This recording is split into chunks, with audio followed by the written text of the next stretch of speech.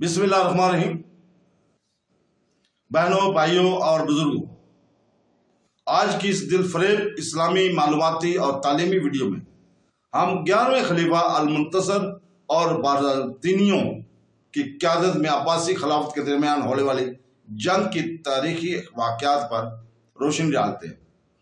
बराए करम इस वीडियो के अख्ताम तक हमारे साथ रहे, क्योंकि हम इन शदीद तनाज़ात, हिकमत अमली और अहम वाक़यात को बयान करते हैं जिन्होंने तारीख के इस अहम बाब को तश्कील दिया।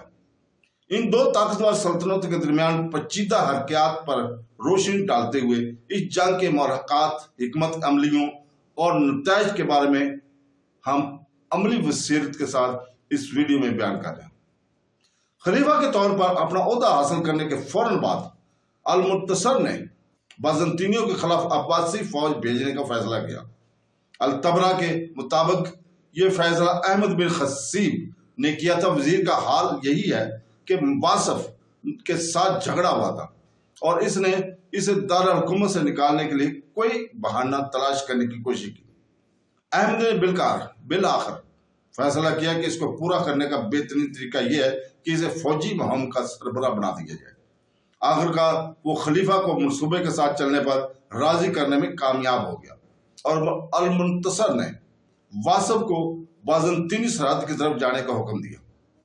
मुहिम की तैयारी मुकम्मल करने के बाद वासफ और फौज 862 के अव्वल में बाज़ांतीनी सरहद के रवाना होने हुए।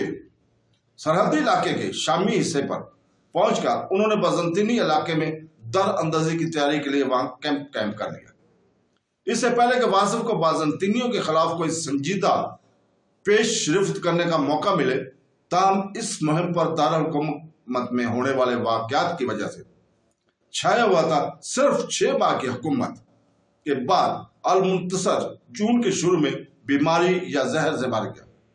इसकी मौत के बाद वजीर अहमद बिन खसीब और तुर्की के सीनियर कमांडरों ने एक छोटे से ग्रुप ने मुलाकात की। इनकी जगह अल-मुस्तईन को खलीफा मुकर्रर करने का फैसला किया गया। उन्होंने अपना फैसला समरान फौजी रेजिमेंटों के सामने पेश किया और बिलाखिर फौजियों को अपने उम्मीदवार की बैत करने पर मजबूर करने में कामयाब हो गए। अल-मुंतसर की मौत फौरी तौर पर फौजी मुहिम के खात्मे के नतीजे में नहीं हुई।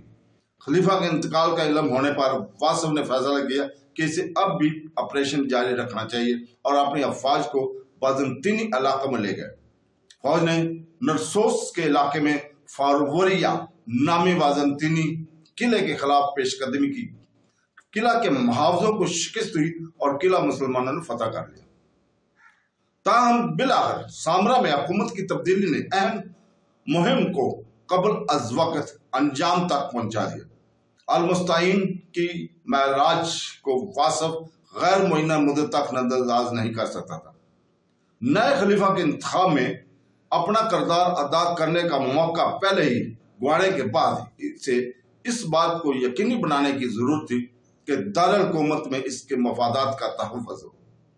नतीजे के तौर पर इसने बाज़ांतीनी महाज को तर्क करने का फैसला किया और 863 तक वो सामरा में वापस आ गया। तो दोस्तों, अल्लाह ताला हमें अपने इस्लामी खिलाफतें और खुलफा के बारे में हकीकत जानने और समझने की तौफीक अता फरमाए। आमीन सुम आमीन। अल्लाह हाफ़िज़।